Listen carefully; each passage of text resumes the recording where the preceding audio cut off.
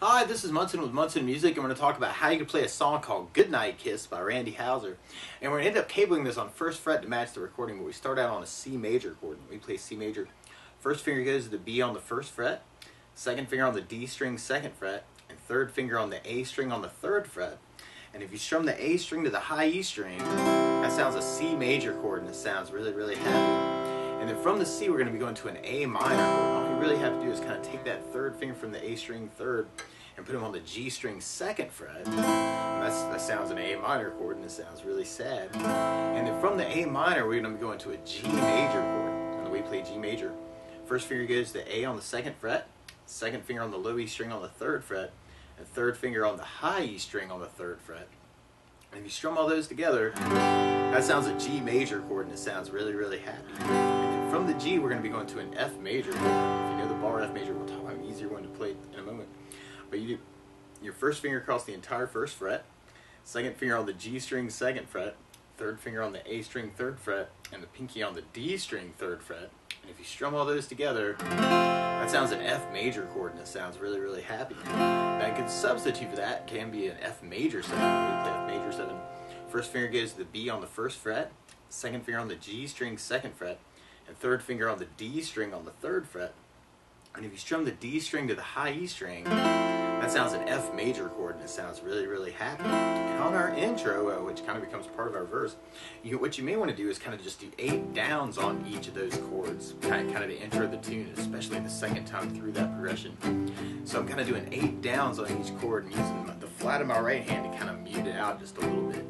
C, A minor, G, which could be a cool way to kind of mix it up through the tune. Actually, there's some softer places where you may want to use that.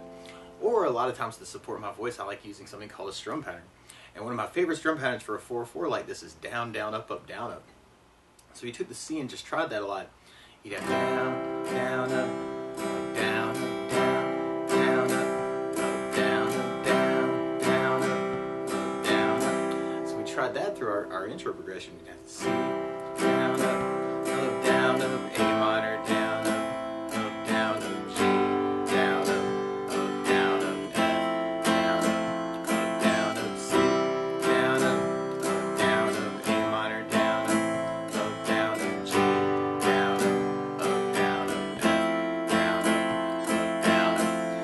That intro has a lot of energy though, and if you want to kind of try and simulate that, you could use something called a 16th note strum pattern.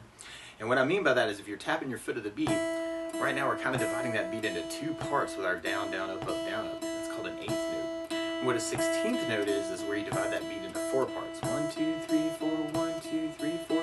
And what could be kind of cool at the beginning is to do a down, up, down, up, down, up, 16th note strum pattern. And what I mean by that is if you take the C and do it down for 1 and then up on 4. 1, 2, 3, 4, 1, 2, 3, 4, down, up, up. That's what you'd be doing on the first beat. Then on the second beat, you'd be doing an up on 2, down on 3. So you're going 1, 2, 3, 4, 1, up, down, 1, up, down, 1, up, down. And then on the third beat, you do an up on 2, up on 4. So you're going 1, 2, 3, 4, 1, up, 1, up, up, 1, up, up. And then on the last beat, you go down, down, right along with the 1, 2, 3, 4. Down, up, down, up, down, up, down, up, down, up, down. So all together, you got down, up, down, up, down, up, down, up, down, up, down, up, down, up, down, up, down, up, down, up, down, up, down. Which can be a really cool way to kind of work that intro is to start off with that pattern. C, A minor, G,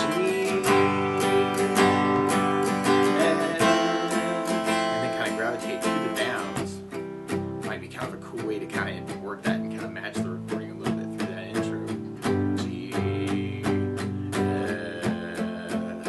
Now the weird part is though, we'd just be mixing up those chords through the song, is that instead of starting out on a C chord, Randy's starting on a D flat major chord.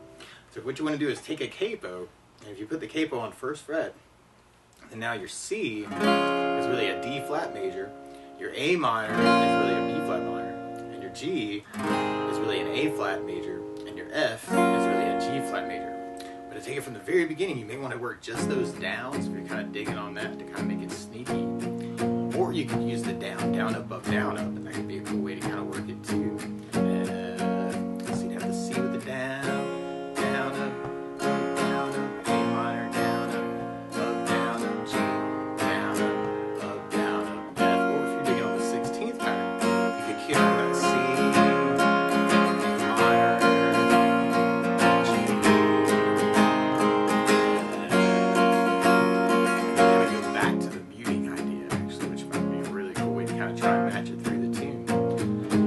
from our intro, then we'll be going into our verse part, which actually just kind of mixes up a couple of those things.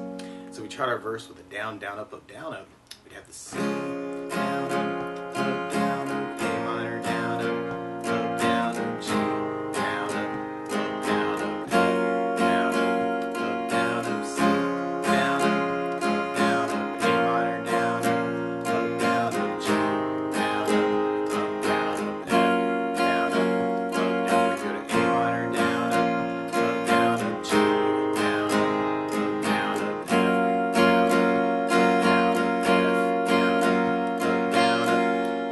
then we'll be going into our chorus part. So C, down, up, down, up, G, down, up, down, up, A minor, down, up, down, up, F, down, up, C, down, up, down, up, G, down, up, A minor, down, up, down, up, F, down, up, and then from there, then we go into a little intro return. Now, something else I think about adding to the song though is bass notes. And a lot of times on that first down, of the down, down, up, down, up, you can throw in a bass note before the chord. So on the C, you'd have the A string for the bass. On the A minor, you'd have the A for the bass. On the G, you'd have low E for the bass. And on the F bar, you'd have the low E for the bass. And on the F major 7, you'd have the D for the bass. So we tried that intro return with kind of a bass down, up, down, up. It's kind of the chorus tag. We'd have C with an A bass down, up, down, up, A minor with an A bass down, up, down, G with the low E bass down, up, down, F with the bass down, up, down. And then from there, we'll be going into our verse part. So we tried keeping that going with our verse. We have the C with an A bass down, down, A minor with an A bass down, down, G with the low E bass, F bass down, down, C, A minor, G,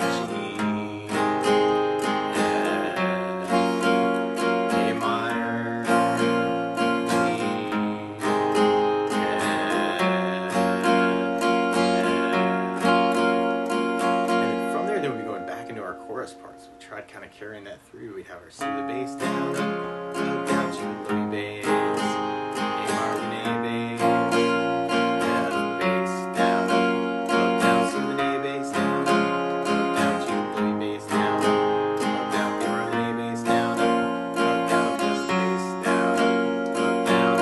Now there are other places through the song though that have a lot of energy. You may want to use the 16th for that.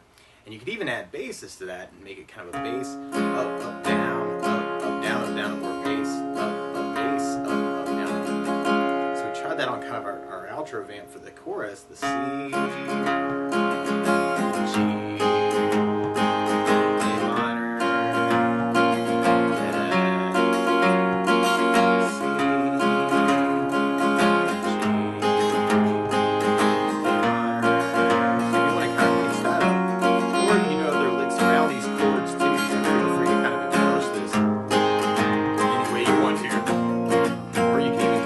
between the patterns that we're talking about to kind of that mute idea into the 16th, into the down, down, up, down. Kind of cool ways to kind of mix it up depending on how you're feeling.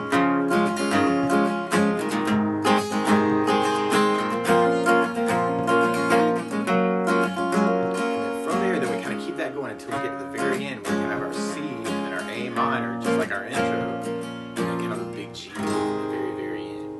But that's the basics of how you can strum through Goodnight Kiss by Randy Houser. So good luck!